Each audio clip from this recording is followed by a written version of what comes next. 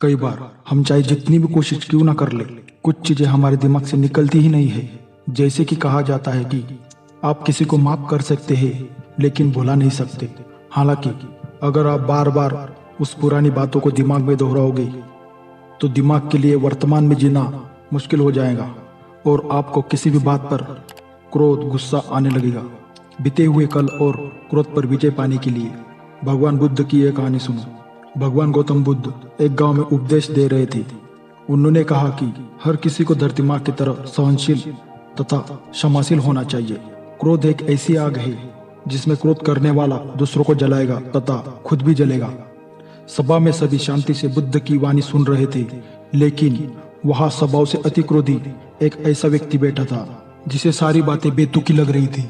वह कुछ देर सब सुनता रहा और अचानक से ही आग बबूला होकर बोलने लगा, तुम पाखंडी हो, बड़ी बड़ी बातें करना यही तुम्हारा काम है, तुम लोगों को भ्रमित कर रहे हो, तुम्हारी ये बातें आज के समय में कोई मायने नहीं रखती।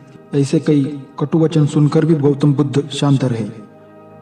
अपनी बातों से ना तो वह दुखी हुए ना तो कोई प्रतिक्रिया दी।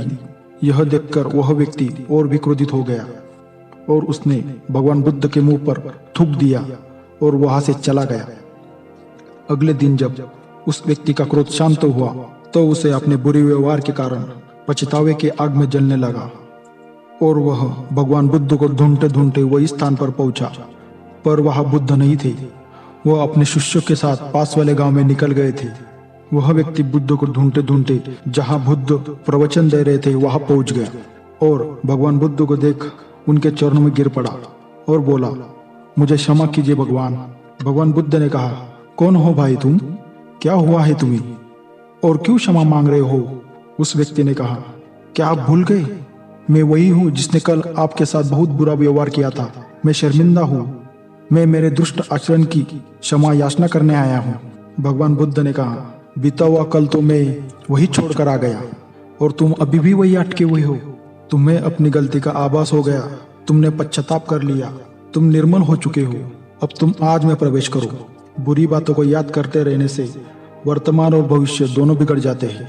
बीते हुए कल के कारण आज को मत बिगाड़ो।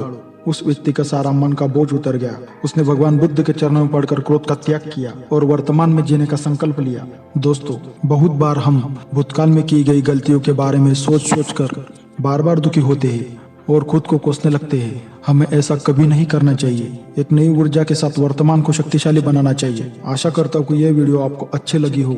ऐसे ही मोटिवेशनल वीडियोस के लिए वीडियो को लाइक एंड शेयर करें, हमारे चैनल को सब्सक्राइब करें।